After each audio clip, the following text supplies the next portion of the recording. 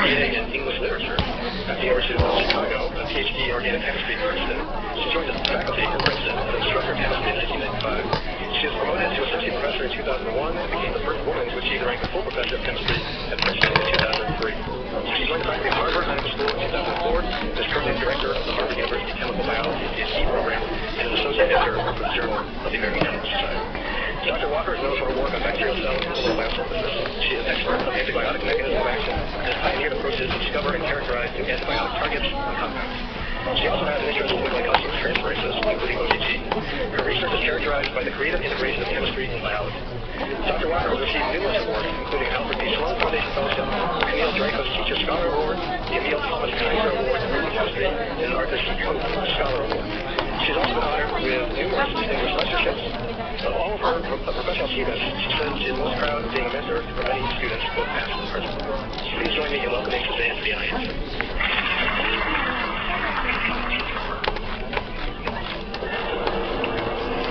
Thank you, and I'm very honored to have been invited to give this lecture. I'm going to tell you about the work that we've done today on O-gluconatinase, which is not a bacterial enzyme, although our interest in it started with my interest in a structurally related bacterial enzyme. And I'm going to focus primarily on the chemistry of this enzyme, because it catalyzes at least 3 distinct chemical transformations using the same active site, 2 of which are known to be physiologically relevant, and the third may well be, but I think at least is teaching us about a class of reactions that you think about that may happen in nature. I will also tell you about some of the recent work that we've done on OGT inhibitors. I started working on OGT a long time ago because it was obvious to me, even then, that OGT is a really important enzyme. I'm putting up some facts on this slide. Observations that other people have made. Most recently, people have found that if you do a large-scale analysis of over 60,000 human genomes, there are no loss-of-function variants in OGT, so it appears to be very constrained in terms of evolution. There are also few missense mutations, and so it's essential in mammals. It's been shown to be essential in dividing mammalian cells in cell culture. It's essential for development. If you knock it out, you get embryonic lethality, and if you knock it out in certain cell types, it causes all kinds of problems. And so it's been knocked out in sensory neurons, and mice with that defect are born with very few nerve endings in their skin. By the age of 6 months of age, they have no nerve endings. It causes motor neuron loss if you knock it out in neurons. It seems that it affects a whole range of processes, and so understanding its biology is going to be very important, and our role, at least initially, has been to help develop some of the chemical understanding of the enzyme that will enable that. Now, OGT catalyzes a unique type of glycosylation. It was first discovered by Gerald Hart in the 1980s, and the Hart group, John Hopkins and Hanover's group here at the NIH, did virtually all of the early work on OGT, extending through the 90s. And what makes this reaction that it catalyzes unusual is not the reaction per se. The reaction itself is just the transfer of glucanat to a serine of creating hydroxyl on a protein to give you a beta-O-glucanat linkage. And so it's a reasonably standard reaction. But what makes it unusual is that the localization of OGT is such that this reaction occurs in the cytoplasm and the nucleus, and most glycosylation events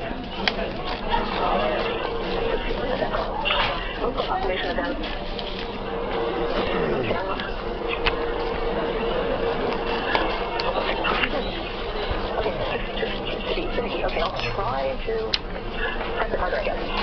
So most glycosylation in nucleic cells happens in the ER compartment, and so it was a pretty unusual observation that you had a lot of nucleocytoplasmic glycosylation, and I think there was a lot of resistance to believing that it was real initially. But Hart and Hanover fought that battle for a long time, and there are now enormous numbers of working on OGT. So the other thing that makes it unusual is there is an O-glucanase. There's an enzyme that removes the O-glucanate modification, and so you get it happens on a time scale that can be fast relative to the half-life of the protein, and so you have a dynamic cycling event, and that kind of behavior is more analogous to post-translational modifications that are involved in, say, cell signaling than it is to a conventional glycosylation. So what does OGT do? Well, people still don't really know. It does a wide range of things. One of the initial observations that was made about O-glucosination is that it's very sensitive to glucose levels. And so if you have high glucose levels in the cell, or as glucose comes into the cell, some amount of it gets shunted into the hexokinase biosynthetic pathway. About 2 to 5% of glucose in cells gets converted to UDP-glucanac. And if you increase the amount of, if you have chronically elevated glucose levels, you get chronically elevated flux through this pathway and high hyper-O-glucosination, and that can lead to widespread changes in gene transcription and all kinds of what appear to be reprogrammed in cellular metabolism, and not all of it in a good way. And so O-glucosination has been designated. O-glucosination has been linked to diabetic complications and to other problems, and has recently gotten a lot of attention in the cancer field because cancer cells take up a lot of glucose, and it's been noted that cancer cells often go over overexpress OGG and that you have high levels of overtime that seem to be important for them to survive. So it's possible that OGG could be a therapeutic target, although as you will see, one would have to think very carefully about how to actually inhibit it in a way that isn't lethal. Now, post-methylation affects many cellular processes. It's linked to kinase signaling. These are only a few of them. To protein stability, to transcription. It plays a big role in that. And people, and because there are so many different kinds of substrates in cells, it's hard to identify a biological function. But there are also other reactions that we now know that it does, which are even more complicated. So when I got interested in OGG, it was around the year 2000, and I decided that we could maybe contribute by starting to develop some of the chemical things that you need to really make headway in understanding an important enzyme, and so starting with an OGG structure and succeeding to small molecule inhibitors. And so that work was started by Ben Gross at Princeton and then continued by a series of people at Harvard. Now, OGG resembles, it belongs to a superfamily of methyltransferases called the GTP superfamily. They catalyze those glycosylations in a metal ion independent manner, and you'll see how they do that in a bit. OGG was predicted to belong to the GTP superfamily by his studying, and it contains the characteristic NMP terminal lobe of that family, but it also contains some features that are not found in any other methyltransferases. One of them is this long, you can't tell me that it's long, but there's a long stretch of amino acids that intervenes between the NMP terminal domains, and there's a sort of a tetracyclopeptide-rich N-terminal segments. So these are 34 amino acid helical characters, which are typically associated with protein-protein interactions, and in fact the TTRs in OGG play a major role in the substrate selection. And so part of the answer to how it chooses its substrates rests not in features of the catalytic domain, but in the TTR domain. And so John Hanover did a lot of early work making headway understanding the TTRs. So as I mentioned, we set out to get a crystal structure of OGG, and it was really hard. And so we keep cranking away at it, and this structure of the TTR domain came out of Hanover's lab in collaboration with Elena Conti. And if you're looking down the lumen of the TTR, OGG TTR domain, it forms these beautiful superhelix, and you can see that there's a space in the middle. And so it plays a role in substrate selection. And so one idea was that it combines substrates into that lumen, and Hanover and Conti identified a non-disparaging ladder that looked like it was involved in finding substrates, which turned out to be correct. So it took a number of years more before we were finally able to get the catalytic domain, and it's shown on this slide.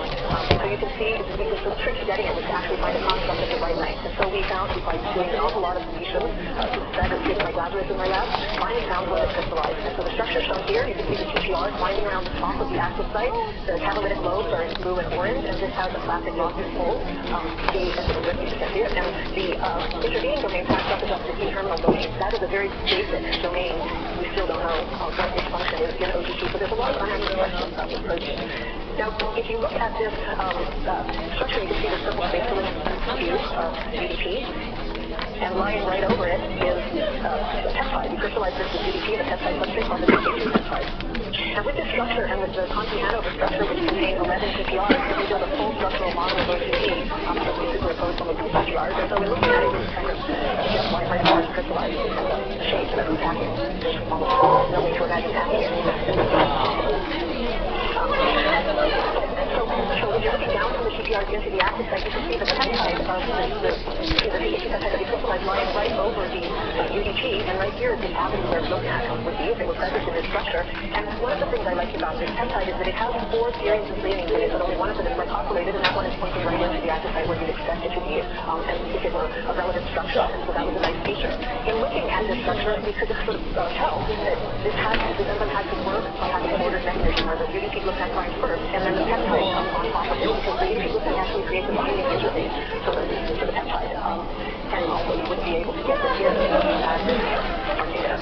And so we showed that it binds with an ordered mechanism, and that was important because we wanted to sort of understand the catalytic cycle and to get crystal structures of different complexes that would allow us to get a better picture of catalysis, which is really important if you want to go into cells and try to separate functions. And so the significance of studying an enzyme in detail is really that it allows you to justify better biological experiments, in my opinion.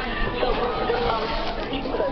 this is the reaction cycle for OGG, where it binds UDP glucan first, peptide to protein substrate comes on, there's a reaction, the glycopeptide is released, and then the UDP is released. And so the structure that we first obtained was actually a peptide binding over UDP, which is not on the reaction cycle. And so we wanted to get this ternary substrate complex and the ternary product complex, which is hard to do. But we were able to get a product complex by allowing the substrates actually react during crystallization. You can see from the electron density here that this is a pretty nice structure. And so you can see the sugar down into, deeply buried in the pocket, with the only exposed position being this P2 and epithelial group, which turned out to be left for us, for reasons that you'll see in a bit. Getting the ternary substrate complex is a little bit more difficult because you have to find a way to prevent the substrate from reacting. You can do that by mutating the protein. What we chose to do was to use this thiosugar analog. This was developed by David Picasso, and he put sulfur into the sugar ring. And when you do that, these enzymes for oxidation of methyl transferase go through dissociative transition states. So you have a lot of positive charge buildup on it, and their carbons are stabilized by the we-ether oxygen orbital overlap. And sulfur's not very good at doing that, and so this is very resistant to both hydrolysis and glycosylation. And so we took this and we incubated it with our peptide, and it reacted and gave us a glycopeptide. And the good part about that was that it confirmed that the thiosugar analog formed a glycopeptide conformation identical to the oxygen. We also found that if we crystallized this with the enzyme alone, and also got an oxygen-containing structure, that they looked identical. And so it's a very good mimic of the natural sugar substrate. So we had to still solve the problem of reactivity, and so we mutated the serine hydroxyl that was reactive to an alanine, and that allowed us to get the substrate complex here. Again, a very good structure. And so with those two structures, we can compare what the before and after picture looks like and get a sense of what is happening during the reaction. And so one of the things that I was impressed by was actually how little difference there is in the substrate and the product complex. And so I had somehow had the picture that in my head, probably because of the language of organic chemistry and the idea that nucleophile attacks and the leading group leads, that this thing would come in and take this one out and it would just move out of the way. And so that's a very masculine way of thinking about partnering, I think. What really happens is that sugar bond breaks, or starts to break. I guess it gets tired of this partner, and so it rotates up and towards the nucleophile, and by sort of what's called an electrophile migration mechanism, it basically bumps into the nucleophile. So it's a pretty subtle motion, but and there's another important aspect of this reaction, which is the C2 and epithelial group right here, which in the substrate complex has one orientation, and in the product complex it rotates into another conformation, which is important for catalysis. So, in order to understand what else we learned, I have to tell you a couple of things about lysozyl transferases. This is a very simple picture for what people assumed was what you need in order to get lysozyl transferase. The first thing you need is some way to stabilize the leaving group. That could be a metal ion, or it could be something else. In the case of OGT, it's something else, and we'll see what that is. And the assumption was always that you need some kind of catalytic state to deprotonate the incoming nucleophile. So with that, when we looked at the structure, we could clearly see what was helping to stabilize or to activate the leaving group and stabilize it. And this phosphate group is anchored at the N terminus of an alpha helix. And so I'm not meaning to imply that there are three hydrogen bonds to this, simply that there are three unsatisfied amides at the end of this alpha helix, which are in proximity. And so it is kind of anchored, moving around in that general vicinity, but can't move very far because it's held there. There's also a helix dipole that contributes to stabilization of the charge there. And then in addition, there's a lysine side chain which binds to this phosphate group and helps stabilize it, which points to react just as soon as it binds to the enzyme. And so you might wonder, why doesn't it just react with water? So that's a question that sort of people always used to ask about lysozyl transferases. And so the answer that people came up with before they were structures was that water is excluded from the active site. But in fact, this active site has water molecules right over the sugar ring. And they're found in all of the structures that we've looked at as down water in the same place.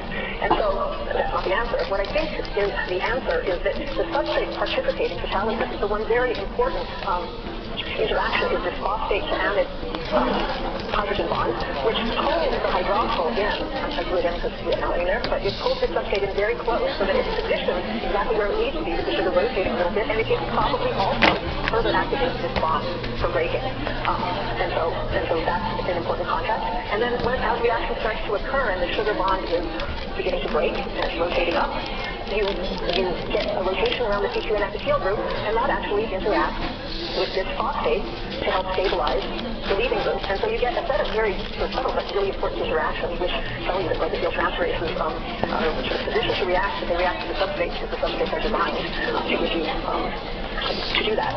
So the other thing that we found was that there's no catalytic base in the active site of OGT. So we looked at all at every conceivable thing that could be close enough, and there wasn't anything close enough.